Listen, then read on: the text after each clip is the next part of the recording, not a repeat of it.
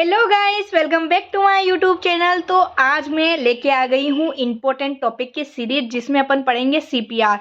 CPR एक ऐसा topic है जिसके अंदर से हमेशा एक क्वेश्चन आता है और अगर नोट्स में पिछली बार कुछ क्वेश्चन पूछ लिया है सीपीआर से रिलेटेड तो वो अगली बार वापस वैसा तो नहीं, उससे और उसका बाप पूछता है। ठीक है, तो मैं ऐसे नोट्स लेके आई हूँ आपके सामने मेरे। अब नोट सेट, क्योंकि नोट सेट 9 का मुझे पता है आ गया सीपीआर का क्वेश्चन, अब नोट सेट 10 में क्या आएगा वो मेरे नोट्स में ऑलरेडी छप चुका है। तो मेरे नोट अच्छे से पढ़ लेना, आएगा तो क्वेश्चन इसमें ही आएगा, मेरी गारंटी है। सीपीआर में इससे बाहर नहीं जाएगा और छोटे मोटे चीज़ें वो बाकी यूट्यूब चैनल पे बहुत है, वहाँ से पढ़ लेना, पर मेन जो क्वेश्चन उठेगा मेरे नोट से उठ जाएगा। तो प्लीज़ पूरी वीडियो ज़रूर देखना, बिल्कुल भी स्किप मत करना। और अच्छी है वीडियो, ठीक है, देखते रहो।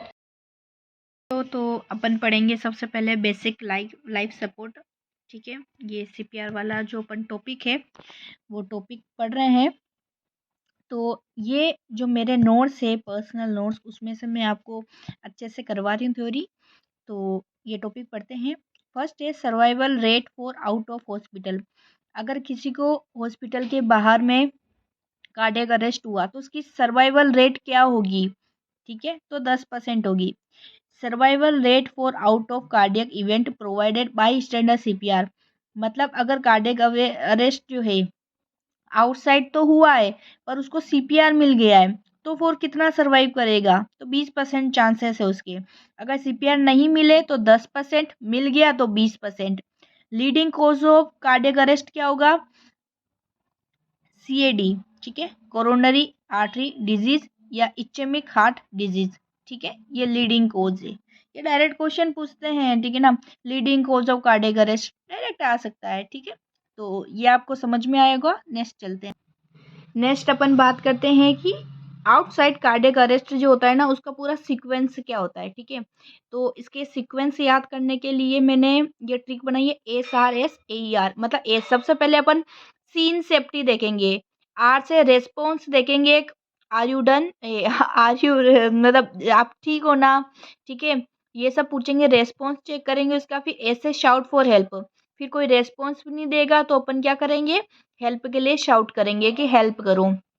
फिर AER activate emergency response, emergency response को एक्टिवेट करेंगे। ठीक है, नेक्स्ट है लुक फॉर नो ब्रीथिंग, मतलब ऐसा दिख रहा है पेशेंट के अंदर कोई ब्रीथिंग नहीं है, गैस्पिंग नहीं है, पल्स स्टूलेंट, मतलब पल्स ना ऐसे भी नहीं हो रही है विद इन 10 सेकंड के अंदर। मतलब ये सारा अपन को करना है ना, वो 10 सेकंड के अंदर ही करना है। 10 सेकंड तक के अंदर ही अपन को ब्रीथिंग, ये जो रेस्पॉन्स चेक करेगा ना, उस रेस्पॉन्स के अंदर ही ब्रीथिंग, गैस्पिंग, पल्स, ये सारी चेक करनी है। लेकिन अगर 10 सेकंड के अंदर नहीं आए ना तो फिर अपन को तुरंत कुछ कुछ ट्रीटमेंट करना पड़ेगा और इसका इलाज करना पड़ेगा, है ना, सीपीआर देना पड़ेगा। तो 10 सेकंड का ही टाइम है। ठीक है, अब अपन देखते हैं कि शॉकेबल रिदम डीसी शॉक। ठीक है, तो अगर शॉक देते हैं ना, शॉकेबल रिदम डीसी शॉक कितना होता है? 200 जूल का।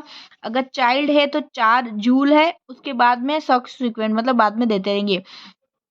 पहले तो 4 जूल का, फिर फर्स्ट में 2 जूल, फिर 4 जूल। ठीक है, और 2 से 10 जूल तक मैक्सिमम होता है। ठीक है, मिनिमम, और ये मैक्सिमम 10 तक।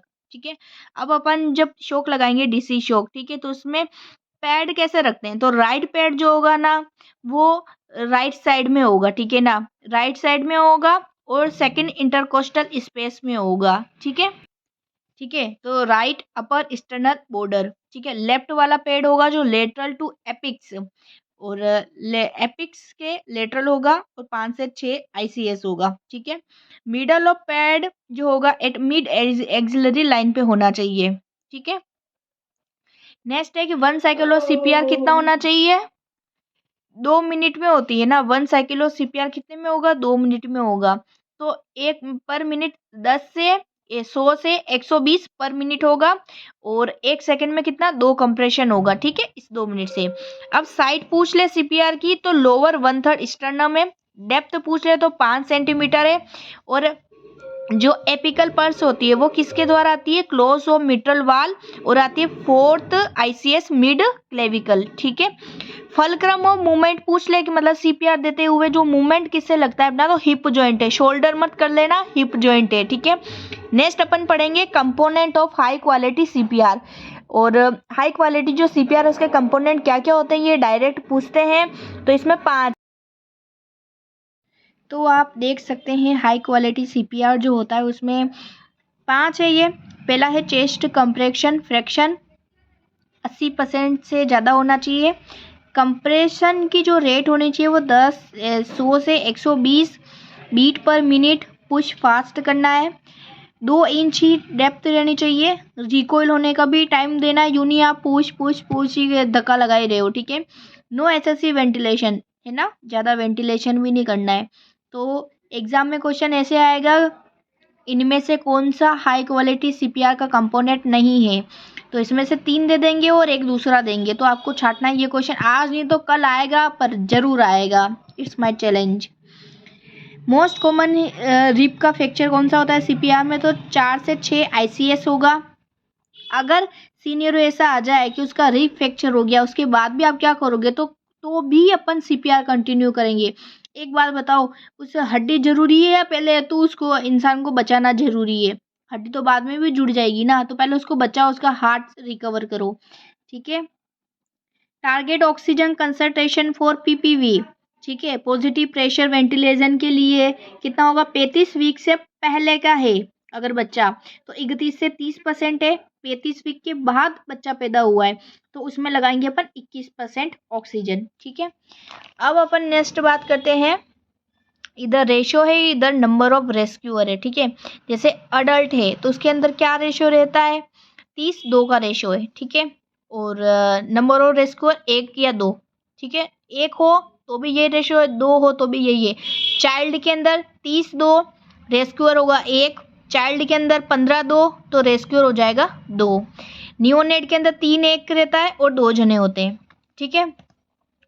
अब एक सिनेरियो समझो, एक सिनेरियो है जिसके अंदर पेशेंट है जिसकी पल्स तो आती है ना, पल्स तो है पर उसकी ब्रीथ नहीं है, वो सांस ले रहा है, पल्स है। तो अपन उसमें क्या करेंगे, तो पल्स के लिए सीपीआर तो नहीं देंगे पर ब्रीथ के लिए पीपीवी जरूर देंगे। तो उसमें अडल्ट के लिए 5 से 6 सेकंड पर ब्रीथ लेंगे, चाइल्ड होगा तो 3 से 5 बीपीएम, ठीक है। तो इसमें कितना होगा, 10 से 12 हो जाएगा, इसमें 12 से 20 हो जाएगा, ठीक है।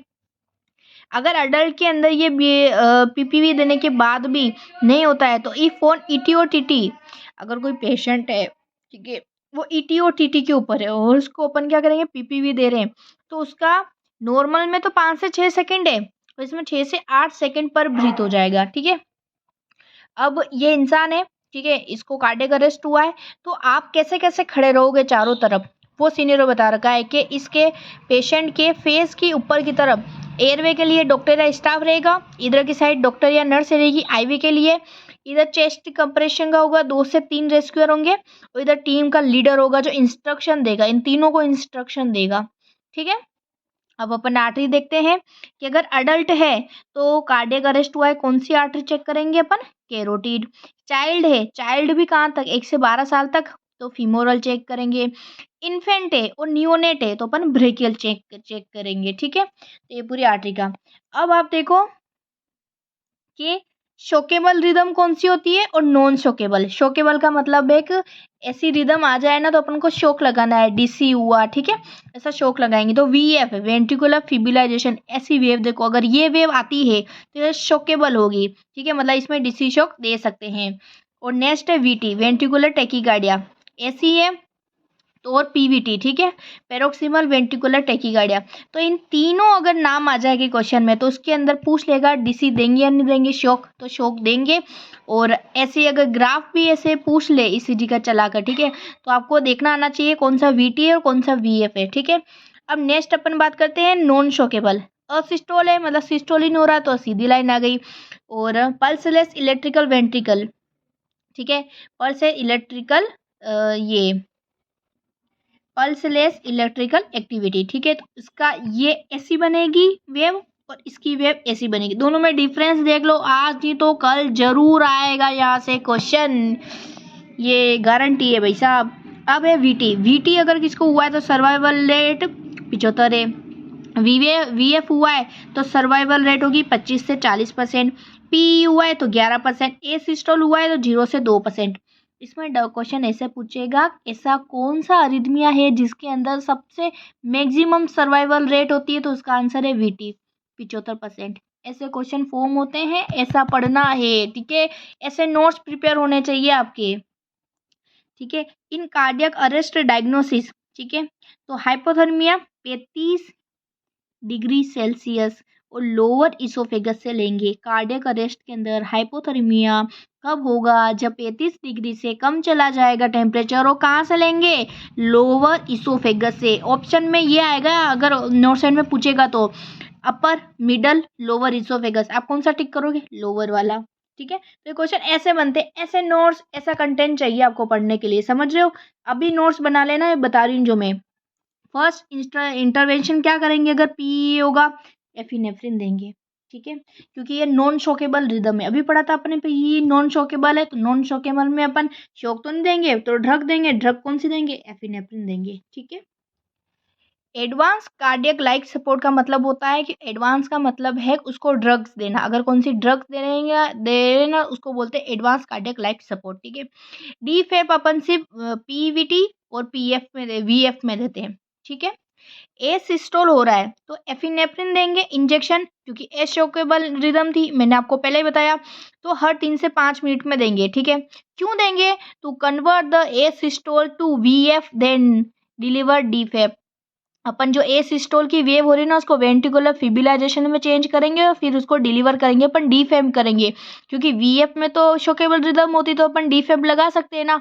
ये क्वेश्चन आज नहीं तो कल नहीं आए ना, मेरी गारंटी है, मैं पढ़ाना बंद कर दूंगी, इतना जोरदार क्वेश्चन है, ये आएगा ही आएगा कि एफिनेफ्रिन ए सिस्टोल में क्यों दे रहे हैं, क्योंकि अपन को कन्वर्ट करना है इस रिदम को इस रिदम में।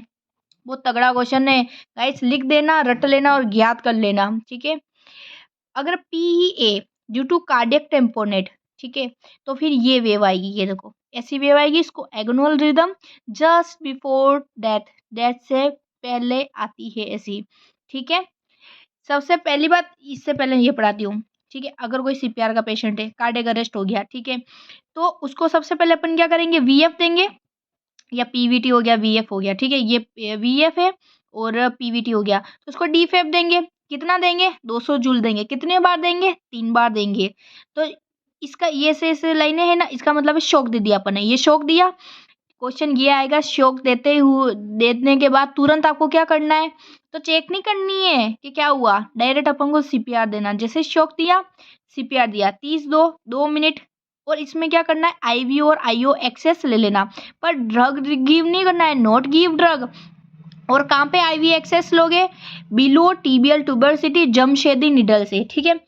अगर सबसे पहले वीएफ हुआ, ये किया, फिर फेल हो गया, तो फिर फेल होते ही शॉक, फिर शॉक दिया, सीपीआर तो चलेगा ही। सीपीआर के बाद में आपको, पहले तो अपन एक्सेस ले रखा था, तो देन अपन को क्या करना है, 1 और 10,000 का रेशियो आईवी एफिनेफ्रिन रिपीट करना है हर 3 से 5 मिनट में, ठीक है। और एडवांस एयरवे इंट्यूबेट कर देना है। अगर ये भी फेल हो जाए, फिर शॉक लगाना, फिर सीपीएफ, और फिर अपन को देनी है ड्रग, ये एयरवे किया ना, इससे आईवी देना है लिग्नोकेल, और ट्रीट रिवर्सिबल कोज 5H और 5T, ठीक है। अगर वीटी की ड्रग ऑफ चॉइस पूछ ले तो एमियोडोरन है स्टेबल पेशेंट के लिए, ठीक है। पोस्ट एमआई वीटी हुआ है तो ड्रग ऑफ चॉइस क्या होगा, लिग्नोकेन, ठीक है। एक बात ध्यान रखना है इस पूरे में, इस बार नोट सेट 9 में भी यहीं से क्वेश्चन आया था, ठीक है। ये शॉक कब देते हैं, शॉक के बाद क्या करते हैं, सीपीआर देते हैं, क्या देते हैं, ये क्वेश्चन आया था। हर डीसी शॉक के बाद सीपीआर ही देना है, और ये मैंने पहले ही लिख रखा है, तो ये क्वेश्चन मैंने पहले ही लिख रखा था मेरे नोट्स में और आ भी गया। तो ऐसे नोट्स होते तब मजा आता है ना। अब नेक्स्ट देखो, ए शॉकेबल रिदम या ए सिस्टोल या पीईए, तो सबसे पहले अपन क्या करेंगे, चेस्ट कंप्रेशन करेंगे, क्योंकि शॉक तो लगा ही नहीं सके, सीपीआर करेंगे।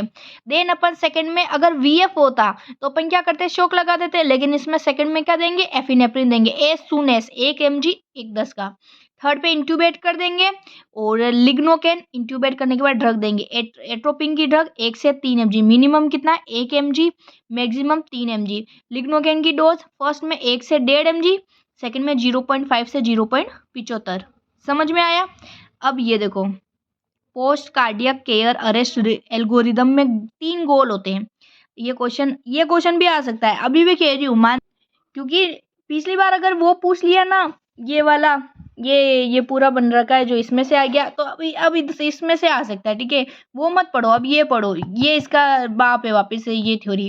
देखो, पोस्ट कार्डियक केयर में एल्गोरिथम के 3 गोल हो गए। पूछ सकता है कि कितने गोल होते हैं, उसमें से एक गलत दे देगा, आपको एक छांटना पड़ेगा कौन सा गोल नहीं है ऐसा करके, ठीक है।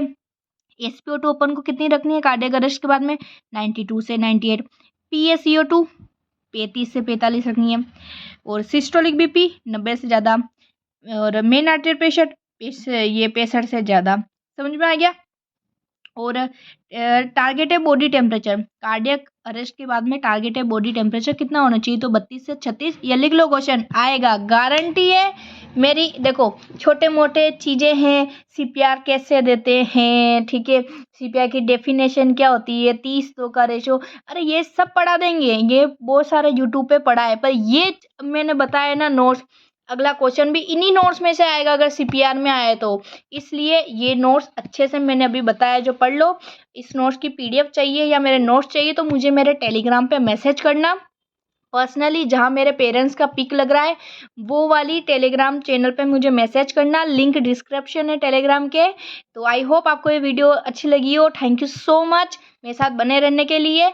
नेक्स्ट वीडियो में जल्दी मिलते हैं। नेक्स्ट किस टॉपिक में करवाऊँ आपको वो मुझे नीचे कमेंट डाउन करो। लाइक शेयर सब्सक्राइब करना। Thank you so much. Bye.